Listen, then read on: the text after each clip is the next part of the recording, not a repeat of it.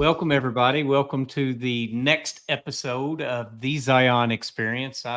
Jordan, I lose track. I think we're on 13 or 14. Jacob and the team will get this figured out. We've got an exciting guest today, a friend, a partner, a person that most people in the industry know really well, or at least you've heard the name. You may not have met the man, but you've heard the name, I would guess. So it's been a while since we've taped an episode, Jordan. And before I just go in real quick to Jim, but you ready for this today? Yeah, I think so. We'll have a little bit of rust knock off here. It's been a couple of weeks. Yeah, For a while there, we were going 3 times a week, it felt like. Your style, just hammering them out. But here we are. It's feast or famine with us. So we know we've got the audience gets to see them because we're at least intelligent about getting them scheduled out and going out, not overwhelming. But we drop an episode for those that don't know every other week. We sometimes tape in advance. Sometimes we do marathon podcast taping, and we always have an interesting guest. If you aren't subscribed to the podcast, there's multiple ways to do it. We're on YouTube, we're on Spotify, we're on Apple. Type it in Google, you'll find us, the Zion Experience. And we just focus on interesting people from the industry, on casual conversations. Jim, you'll appreciate this. I'll get your bio in a minute, but we had one of my previous professors on from my college days not too long ago. Jordan's lining up a professional baseball player potentially to come on and just have a conversation. So we have fun with this show. One of our values at Zion is having we have fun, and so we have fun, and we get to meet interesting people, and we like to talk, and we like to have relationships, and we like to share technical conversations, and then sometimes we just have interesting topics. So glad to have you on. Let me introduce Jim Tompkins to our audience. So Jim, I'm going to read off the bio, and I don't know that anybody's bio ever does them justice. So I'm going to kind of read the words and then let you share a little bit give some color to the words. But Jim is an international authority on designing and implementing end-to-end supply chains. Jim has started 15 businesses that have done over $2 billion in worldwide revenue. And I did say billion, $2 billion in worldwide revenue during his, I wanted to say 5-year career, but 50-year career. And that's pretty awesome. Jim's worked with private equity. He's designed countless industrial facilities and supply chain solutions and enhanced the profitable growth of numerous companies, giving him an insider view into what makes great companies even better. In 2020, his most recent venture, I should say, is he founded Tompkins Ventures, LLC.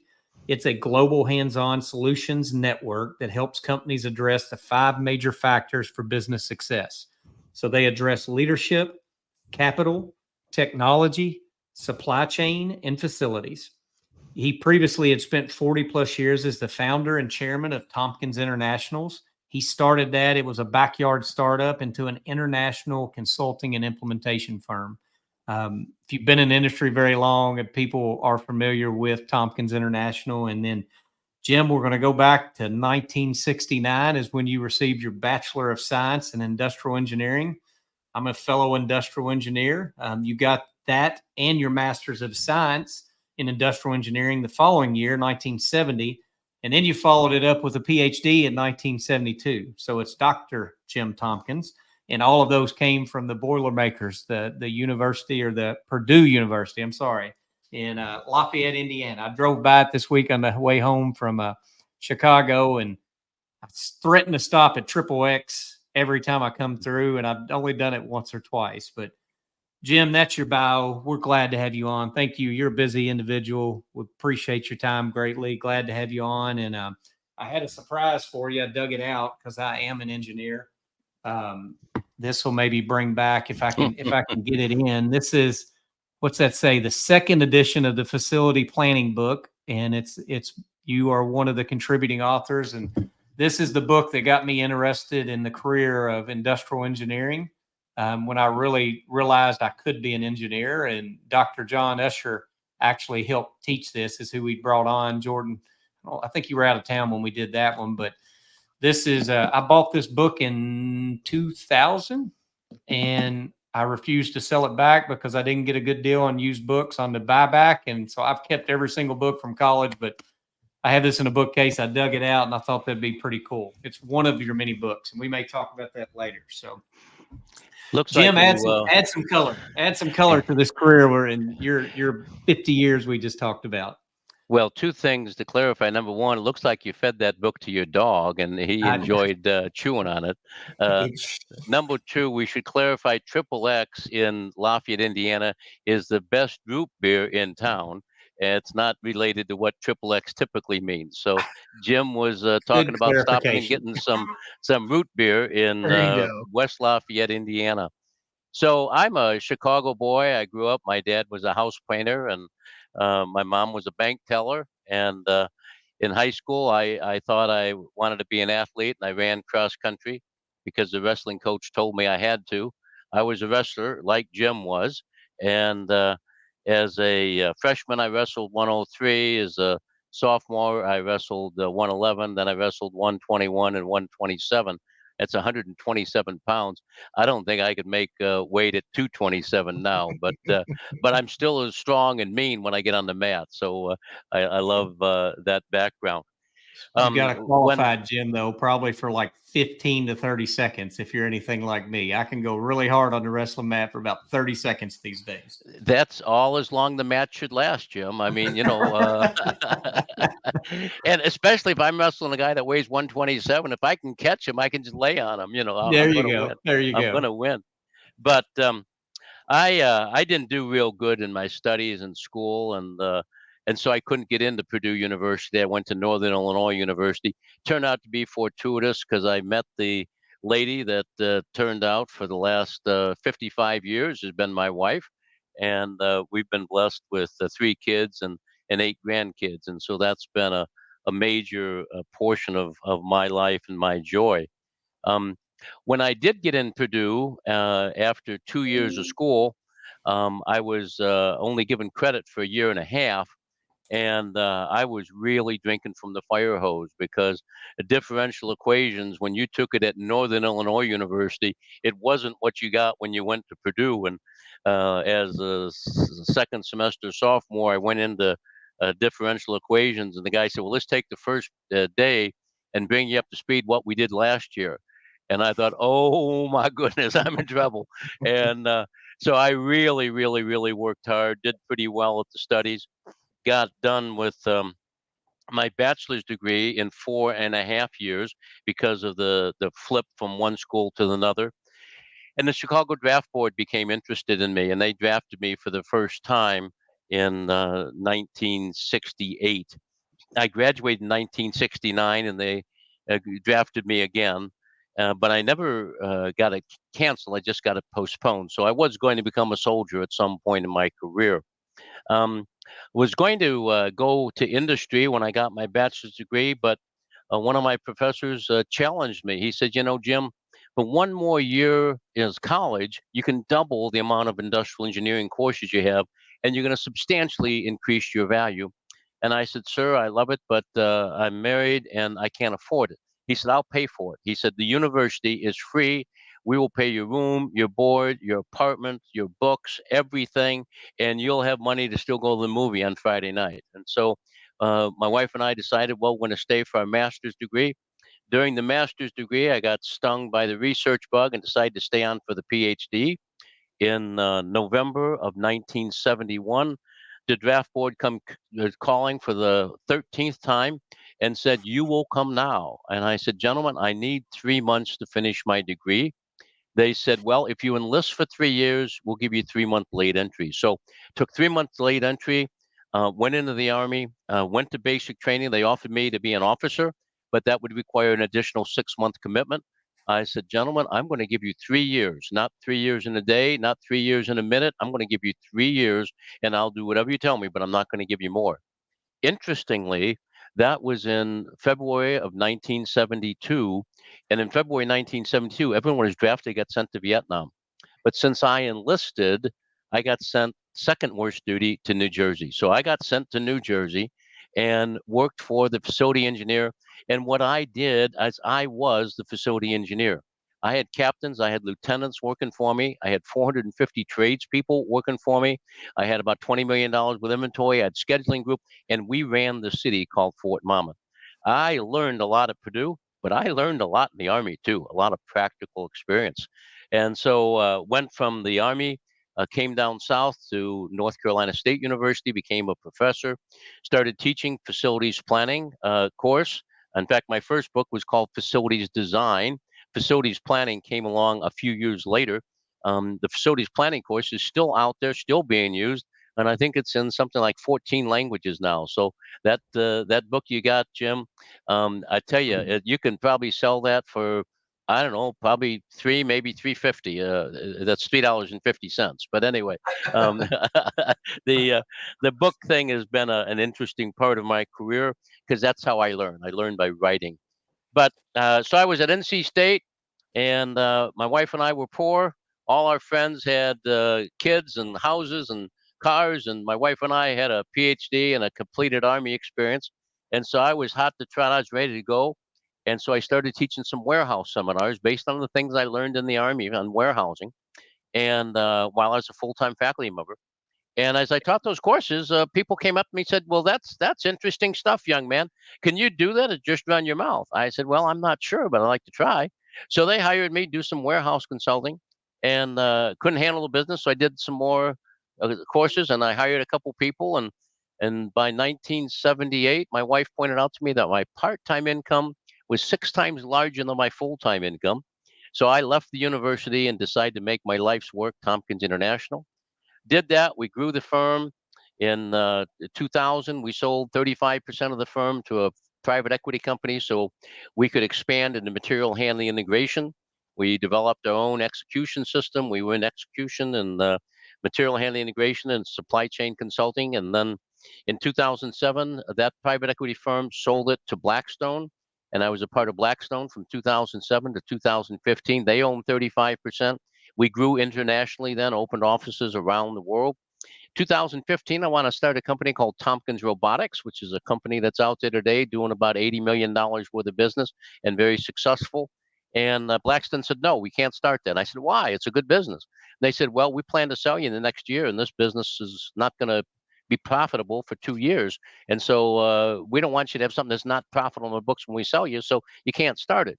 So I went to the Chinese company I was working with on the robots. I said, "I can't do the robots." And they said, "Why not?" I said, "Well, because Blackstone wants to sell me." They said, "Well, we'll buy you now." So the Chinese firm bought 35%, and that lasted until 2020, when the firm was really doing well, a couple $100 million in revenue and a lot of success. I was on the top of my game. I was the happiest guy in the world, very fortunate, and the company was doing very well.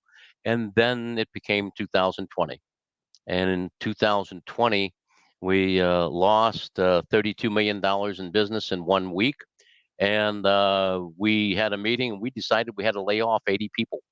And so I turned around on my bookshelf and looked for my playbook for downsizing and laying off people. And I didn't have a playbook. And I said, "Well, I guess I don't know how to do this." So I retired. And I left the company. Tompkins International is still a company that's out there that's doing well. I own 22% of it, but I'm not involved with it. I hope they do very well because someday they're going to sell my stock and it's going to have some real value to me. But I retired. And I was extremely happy for 3 weeks. And and then the phone rang, and somebody asked me if I could help them with a facility, and we helped them, and I made $15,000. And then someone wanted me to help them raise some money, and I helped them raise $50 million, and I got paid $84,000 that time. So by June 1st, I had made $99,000 by doing a building and a fundraise, and hadn't really done much with it. And then a guy called me up and said, "Jim, I'd like to do consulting for you." I said, "Well, I don't do consulting anymore." And they said, "Well, I'd like to do some material handling integration with you." I said, "Well, I don't do that anymore." They said, "What do you do?" I said, "Well, I'm a matchmaker. I find somebody has got a problem. I got someone who's got a solution. I put them together and they pay me a small success fee." And they said, "Wow, well, that's really exciting. Maybe I'll do that with you." He said, What if I brought you a deal and we found somebody to fix their problem?" And they said, "Let's say you got paid $10,000. What would you do with $10,000?" And I said, "I'd give you half and I'd take half." He said, "That's what I'm thinking." He said, "What do you call this business?" I said, what do I call this business? I said, I call this business Answer the Phone. The phone rings. I say, hello, and somebody needs some help. He said, but you got to have a name. I said, well, call it Tompkins Ventures. And now here we are a couple years later, and we're blessed to have literally thousands of partners around the world. We're in 34 countries, and we are the premier business-to-business matchmaking service. And one of our partners we love to work with is Jim Shaw and Zion. And so, it's just a pleasure to be here. I have an opportunity to talk a little about the fun I've been able to have over the last 50 years, trying to figure out what this thing, supply chain material handling, really is.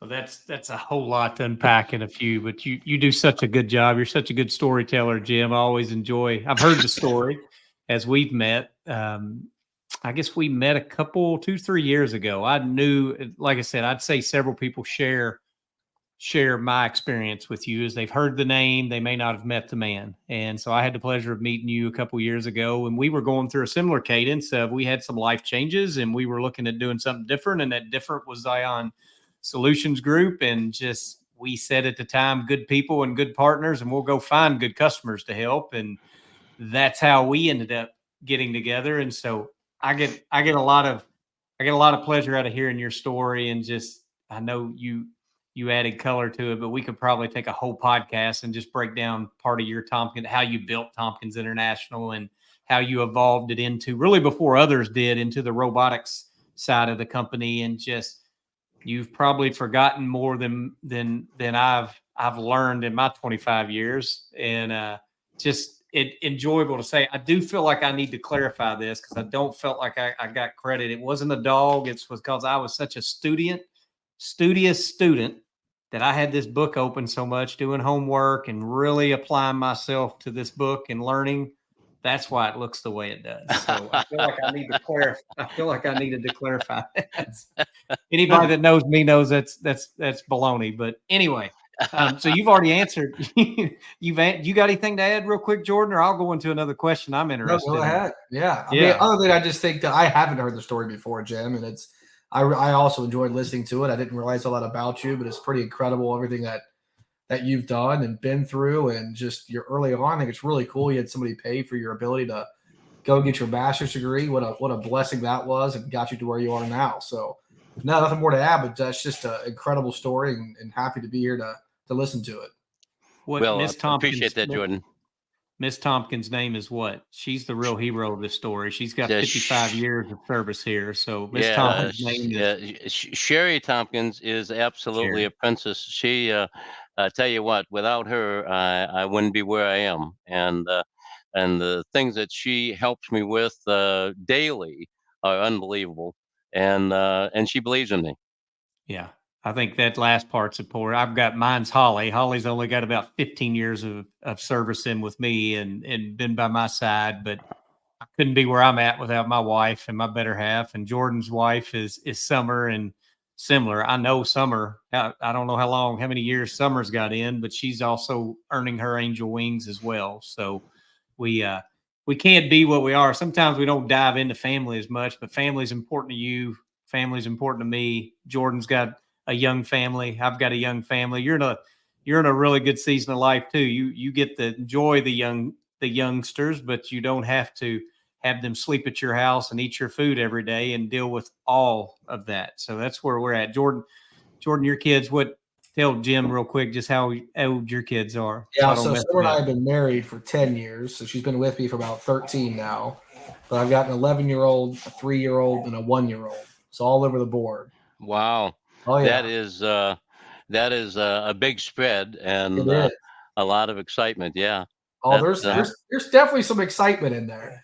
Yeah, there's a lot of that. There's a lot of other things too, but we have Levi could make an appearance here in a little bit. He loves trains, so his son comes in, and he got on the other day, and we had to entertain Levi a little bit yesterday. So it's good. That's part of what Zion's about, is our family. One of our other values is we care about family. So let me transition in. I just selfishly a little bit. I don't know if you and I have ever had this conversation, but so we met each other. I need to stay up by my microphone. I'm told I fade in and out, but we met each other. We had some conversations. You talked to one of the other co-founders even prior to us launching Zion, just to see what we had going on. And you saw that we were solving problems a little differently in the robotics and technology game. So that person was Drew Eubank.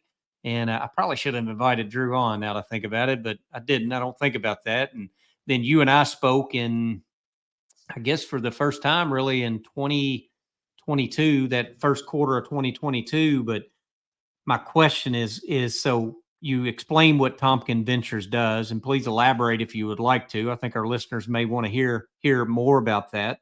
But why are we even in the room together? So why did Zion make sense as a systems integrator to partner with the Tompkins Ventures? I'm just interested to hear that story.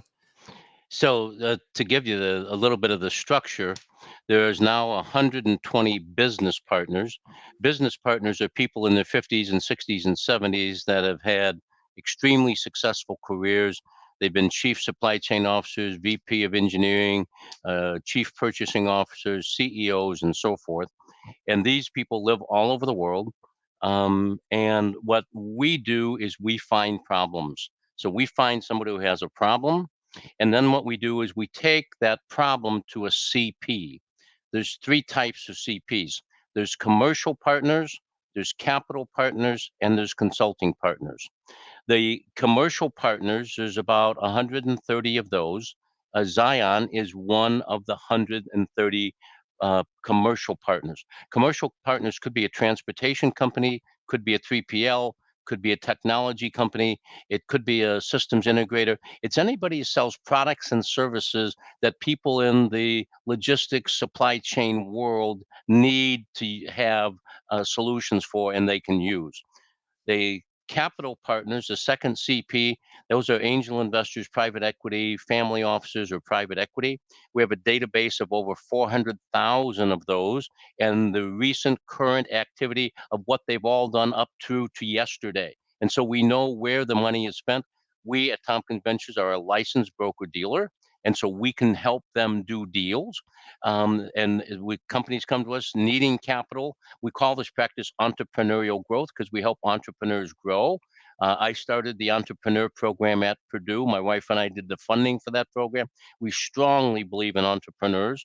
And then the third group is the consulting partners. And consulting partners are people that we don't know what the answer is. We can't figure it out. We need someone to do some consulting. And so we have about 35 consulting partners. So business partner finds the opportunity. The CP solve the problem. We give the problem to the CP. The CP goes and works with the client, gets the project, builds success, and then pays Tompkins Ventures a success fee. Our success fee is typically lower than their cost would have been if they did sales and marketing to get that job. And so the client wins, the CP wins, the business partner wins, and Tompkins Ventures wins. So it's a very happy story. We have the capacity that's equivalent to McKinsey, Accenture, and IBM combined, but we have no overhead. We have no overhead because everyone is based on a success fee. So Jim doesn't get paid, I don't get paid, Jordan doesn't get paid, none of us get paid until we do something successful for the client. How do we pick partners? The first factor that we look at is competency. Do they have a unique value proposition and a high level of competency in that area? The second thing we look at is, do they have integrity? We will only work with clients that have with CPs that have high integrity. If they don't have high integrity, we're out of here. I thought I was in the consulting business for 43 years. What I found out after 43 years is I wasn't in the consulting business. I was in the integrity business. And so my reputation isn't because I invented the first AGV or because I wrote this book, or because it's because people trusted me. They knew if I said something that I would absolutely go backwards, head flips to do what we say. We say what we do, and we say what we do. We do what we say what we do. And so we're consistent with that. And that's what allowed us to be successful over time. And so the last thing I want to do is work with someone who doesn't have high integrity. The third thing we look at is because they explain what they do. I've met a lot of people that are competent, that have high integrity, but they can't explain what they do in English. They can't explain what it is that their value prop is. And if that's not true, they're not going to be successful in the projects. And so we're not going to bring them in. And then the fourth thing, is it a thing that we all can make money on? If we all can't make money on it, what's the incentive to move forward? And so we want to make sure that the deal is really fair for everyone. At the end of the day, the client says, man, I got a great deal. The business partner says great deal. The CP says a great deal. And now we can move forward. And so I knew Jim and Drew from their prior company, and I related to them because what they built there was very similar to what I built at Tompkins Ventures, at Tompkins International. And so it was a tremendous success, and I liked what they were doing. I felt there were some mistakes I made that maybe I could help them not make. Interestingly, Jim and his team decided to make their own mistakes, and I never thought of. And so we both deserve a lot of credit for making a lot of dumb mistakes along the way. But that's how we learn. That's how we get better. That's the other factor I look for, is folks are good. But I knew Jim was a man of character, and I knew that his business ethics were equivalent to ours. And I knew we had clients that needed material handling integration. We like people that don't have fixed contracts with folks and don't represent folks, but rather come to the table saying, what's really the best thing for this client? And that's what we work on. That's what we do. And so that's an important portion of our component. So when we have an opportunity that's in the U.S. that involves automation and material handling systems that is within design sweet spot, we will absolutely bring it to them, and we will explain to our clients, these are people of high quality, and they will do a great job for you. And I'm sure that Jim and his team will produce for us. So it's a win-win-win, win for the client, win for the client. Great way to share it. And I think it's important. One of the things is you all don't just partner. Not only are you looking for integrity and how you can win and the right fit to complement Tompkins Ventures, and you're ultimately the customers. You're not going out and just signing everybody up. You don't have multiple systems integrators. So if it comes in today, a lot of people probably don't know this because I don't know that we've done the greatest job of getting it out to the market because everybody's so busy. It comes in that the relationships, we're all busy. We're not out having to beg for work. And but there's not multiple systems integrators that's currently signed up with Tompkins Ventures. If it comes in and it fits the profile of what Zion's good at and where our sweet spot is, and we're open and honest about that too, by the way. I think our customers would relate. You said you're in the people trust you. That's ultimately what our partnerships lead for us, is they trust us. And if we can't do it or we don't have the right product, we're open and transparent about that. It's one of the things that I feel really good about. I tell customers that it's not that others aren't. I don't think that's what we're saying. It's just our success in the market has always been about going in and building that relationship, working for a partnership, not the transaction, and ultimately solving. You said it earlier. I'm hearing it a lot more, but we look to solve a problem versus push a product or make a sale. We go, where's the customer in pain? What's the problem? And selfishly for us, it's like, it's great to have access to a Tompkins Ventures portfolio of all the CPs and the BPs that we never know. We get involved, and network analysis may not be our specialty. Transportation may not be our specialty, but we build that trusted advisor role, and then they ask the question. They phone and say, well, who would you recommend to do that? And one thing about this industry is it's a relationship industry. Mm-hmm. And in a relationship industry, all you have is your integrity and what you've done and who you've been. And so that follows you. And frankly, that's one of the things we did when we started Zion, is we wanted people to understand that Chuck Frank, Jordan Frank, Drew Eubank, and Jimmy Shaw were now a part of Zion. because it's not this on your shirt. We're proud of this logo and proud of the name and what it stands for and what it means to us. But ultimately, people are working with us and now our team. And we're close to 20 people now, Jim, since that conversation a few years ago. And you've had, to hear your all success, and we're having success. And it's just, we all have to stop and pause and thank the big guy upstairs to say we're blessed and thankful. But I think it comes back. Good people doing good things for others with good partners. You can't help but have success when you have that equation and that formula in place. So, well, let me shift gears a little bit, because I know Jacob's going to send us a chat here shortly and say, Jimmy, will you please wrap it up? Please get faster. So we've talked about who Jim is, your new company, Tompkins Ventures, all your past success. Thank you for that. We talked about why really are Zion and Tompkins Ventures partners. And I think we could, again, spend another hour and a half on it, but we've given enough to get people interested. And if you're interested, reach out to one of us. We'll certainly be glad to share more. And then the last topic I want to talk to you about is really books. So every year at the beginning of the year, I'll tell myself a little. I try to write down goals. I try to write down short-term goals, meaning what can I accomplish in this calendar year? And then what do I want to put on the board to accomplish in the next 3 to 5 years? And I've always been that way. I've always liked to have a target, because my mind moves 100 miles an hour, and I'll get a shiny object syndrome and look somewhere else. And so I write it down. And one of the things I've wrote down is I'd like to someday write a book. And I don't know what that process entails. I do a little bit, but I've never done it. So how many books have you published, Jim? And just tell us a little bit for somebody that's maybe thinking about writing a book, whether it be technical or some other type of book. What wisdom could you share on that? Well, there's two of me. So there's Dr. James A. Tompkins, and he's written 27 books. And then there's Jim Tompkins, and he's written 4 books. Back to the integrity thing, I don't think I should use the name Dr. James A. Tompkins unless it has to do with industrial engineering, supply chain, and facilities planning, material handling. So when I write a book on leadership, my most recent book is called Insightful Leadership, and that's written by Jim Tompkins. Why? Why not Dr. James? Well, because Dr. James didn't study leadership, okay? And so the leadership books, there's 4 leadership books out there, and those are all experiential. That's stuff that I learned along the way that I think I can help folks by just sharing that.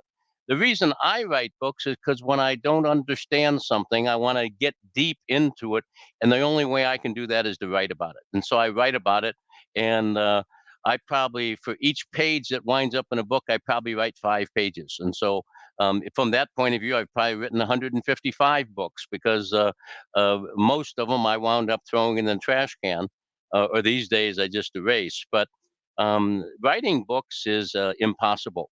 Nobody can ever write a book. And so setting a goal to write a book, I don't think is a realistic goal, Jim.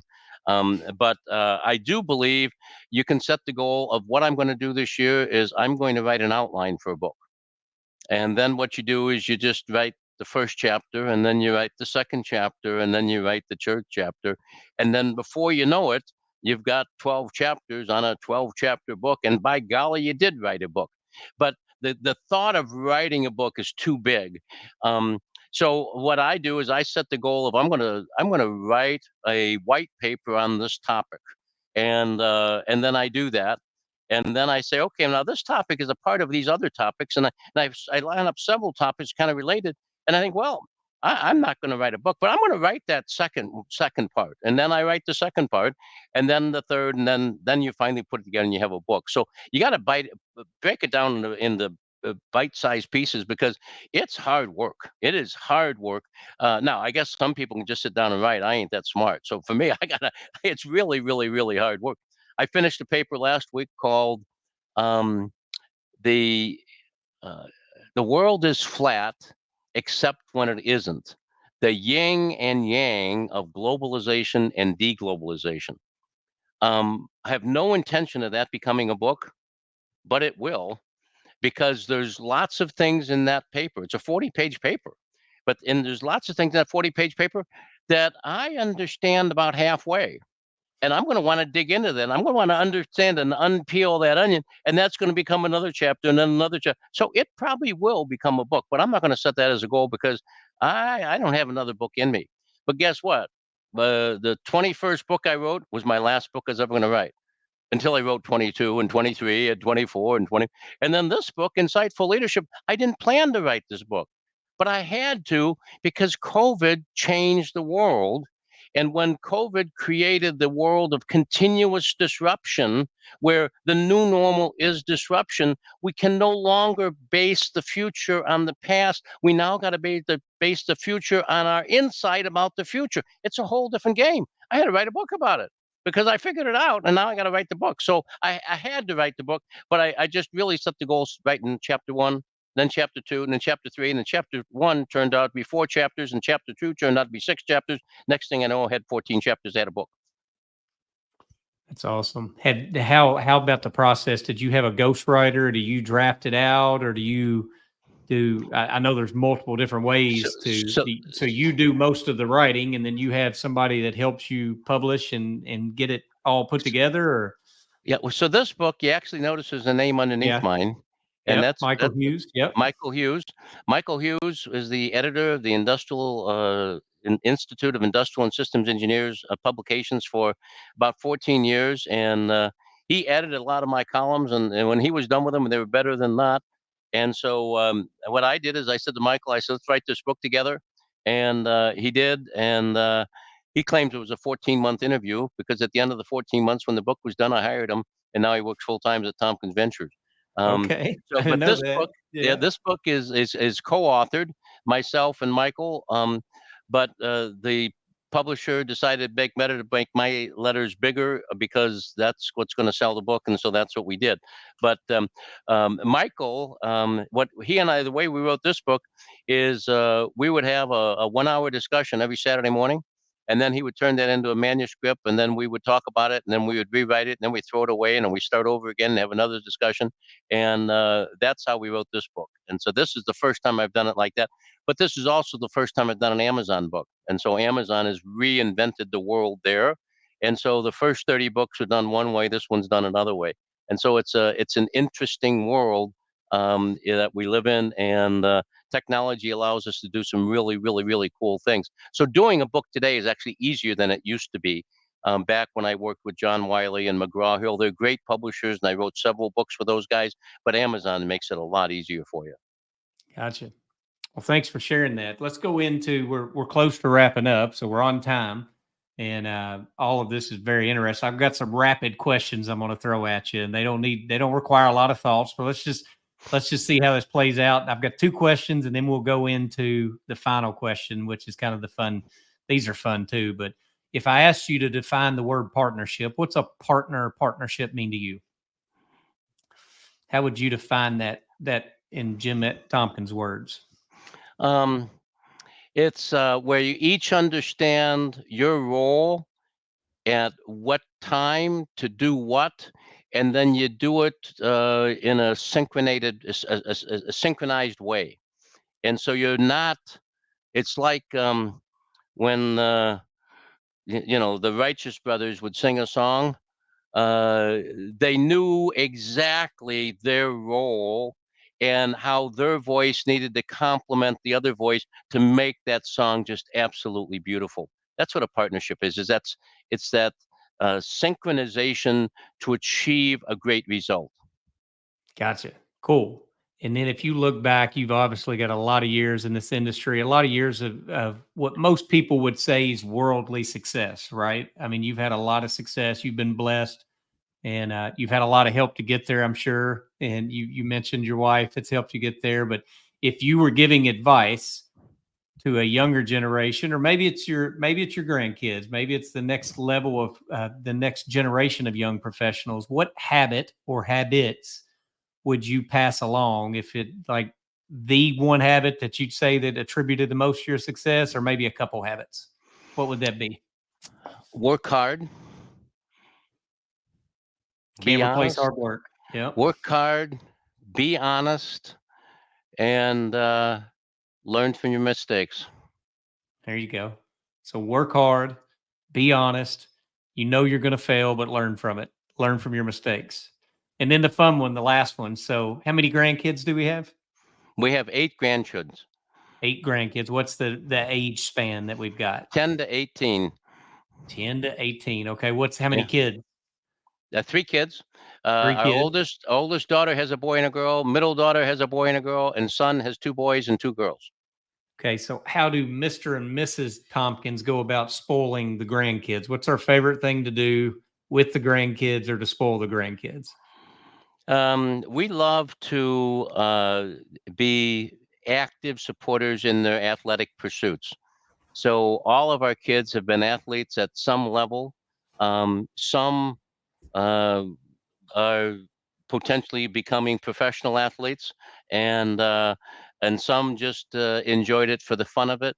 But Grammy and Papa on the sidelines, and we're telling them, "Good job. Did you have fun?"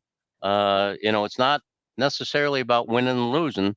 It's about being a good leader, being a good team player, and looking out for your teammate, and having some fun.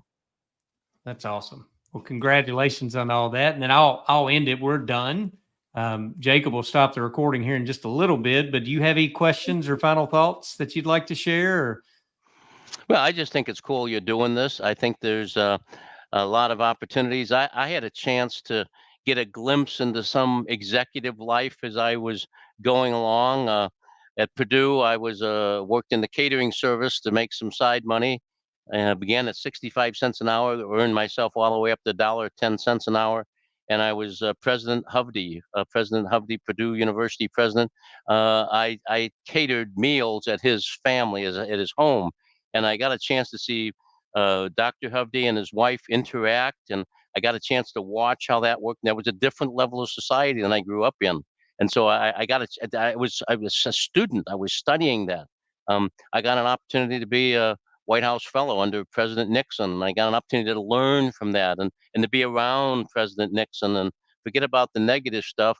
I learned a lot from him, and it was a tremendous experience. So I've had just the honor of being able to work with really, really, really cool people, and I'm a pretty good student. I can learn pretty good, and so I've been blessed by that, and it's what a tremendous opportunity that we have to be an American and have this opportunity to have the freedom to pursue our own desires and interests, and then we're rewarded according to our ability to provide service. So I love it.